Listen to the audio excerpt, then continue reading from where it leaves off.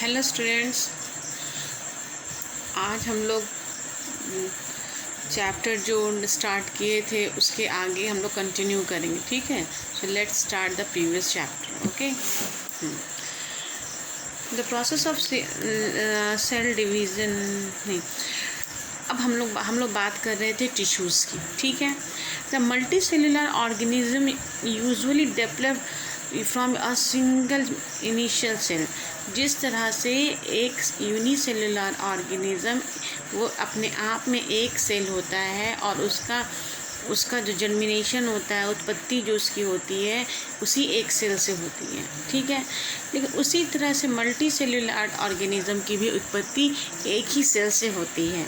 ये बात अलग है कि बाद में वो सेल का बार बार डिवीज़न होने के कारण वो एक सेल बॉल का स्ट्रक्चर रूप ले लेता है और उसके बाद सेल में डिफरेंशिएशन का प्रोसेस होता है, जिसके कारण क्लस्टर ऑफ सेल्स एक पर्टिकुलर सेल के रोल को परफॉर्म करके एक टिश्यू का काम रूप लेते हैं। ठीक है, The process of cell division and cell differentiation are necessary for growth and development of the organism. तो ये जो सेल डिवीज़न का प्रोसेस है, सेल डिफरेंशिएशन का प्रोसेस है, ये ज़रूरी है कि किस लिए? ग्रोथ के लिए और डेवलपमेंट, ऑर्गेनिज्म के डेवलपमेंट के लिए। These process lead to the development of a specific organ. इसी प्रोसेस के द्वारा ही, अगर सोचिए डिवीज़न ना हो तो टिश्यू का फॉर्मेशन नहीं होगा, टिश्यू नहीं बनेगा तो ऑर्गन का फॉर्मेशन नहीं होगा।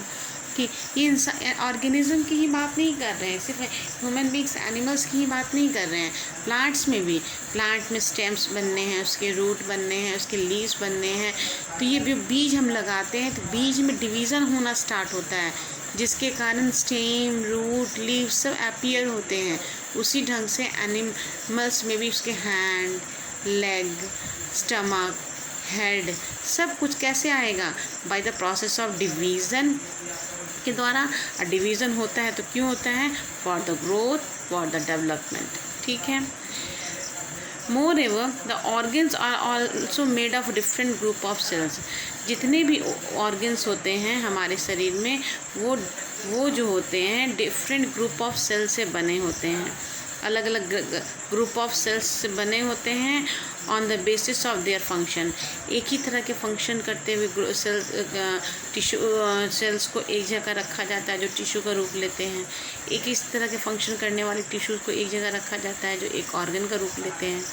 ठीक है, a particular function inside the organ is performed by a group of specialized cell located at different place in the body. एक पर्टिकुलर फंक्शन, कोई भी पर्टिकुलर काम हो रहा है, जैसे हार्ट बीट ही हो रहा है हमारे शरीर के अंदर, ये परफॉर्म किया गया a group of specialised cell, यानी एक खास तरह के ग्रुप ऑफ सेल्स हैं जो एक खास जगह डिफरेंट प्लेस में हमारे शरीर में प्रेजेंट हैं, जहाँ पे वो वर्क कर रहे हैं। The cluster of cells specially positioned and designed to perform a particular function efficiently is called tissue.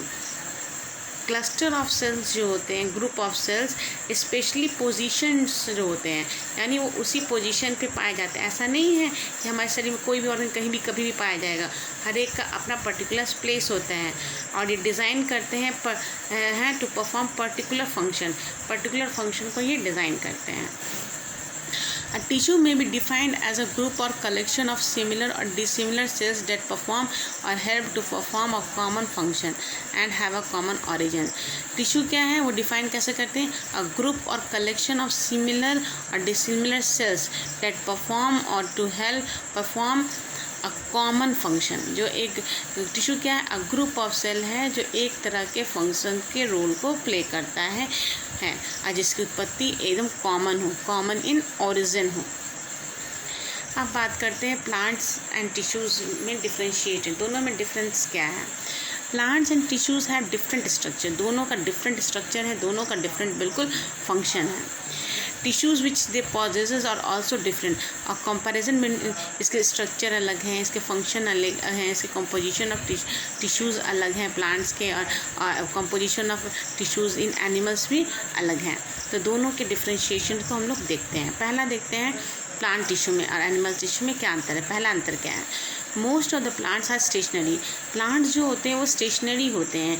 They remain fixed at one place. वो जनरली एक ही जगह पे फिक्स रहते हैं। जनरली क्या रहते ही हैं एक जगह पे फिक्स। उनका बॉडी पार्ट्स ग्रोथ करता है जिसको हम लोग मूवमेंट का नाम देते हैं, ठीक है। They do not move from one place to another. They need comparatively less energy. जब उसको मूवमेंट की ज़रूरत ही नहीं पड़ती तो इसलिए इन कंपैरिजन टू एनिमल उसको लेस एनर्जी की ज़रूरत पड़ती है, उसको कम एनर्जी की ज़रूरत पड़ती है, ठीक है। Therefore most of the tissues of the plant are supportive in function. इसलिए ज़्यादातर प्लांट्स के जो टिश्यूज़ होते हैं वो प्लांट्स किसी भी बॉडी के लिए सपोर्टिव होते हैं, यानी उसके काम को, उसके शरीर को चलाने के लिए सपोर्ट करते हैं, फंक्शन देते हैं। दीज टिश्यू आर, तो जैसे कि प्लांट्स की बॉडी है, प्लांट्स की बॉडी में मूवमेंट नहीं होना है, तो मूवमेंट नहीं होना है तो प्लांट्स को इरेक्टली खड़ा होना। आप थोड़ा सोचिए, प्लांट्स को इरेक्टली खड़ा रहना है, खड़ा रहना है, इसलिए इनके जो टिश्यूज़ होते हैं वो थिक वॉल्ड होते हैं, क्योंकि they have to remain stand up, ठीक है, उनको स्टैंड अप रहना ही है। तो उनकी जो वॉल्स होते हैं वो थिक वॉल्ड होते हैं, लिग्निफाइड होते हैं, यानी कि लिग्निन से बने होते हैं। लिग्निन क्या, एक बहुत मजबूत फाइबर है जो उस प्लांट्स को खड़े रहने में मजबूती प्रदान करता है। ये क्या है? लिग्निफाइड है, ठीक है। साथ में, ठीक है, वहीं पे एनिमल टिश्यूज़ की बात करें, दे आर नॉट स्टेशनरी। ये फिक्स्ड नहीं है। They can move from one place to another to search of food, to search of shelter, anything के लिए।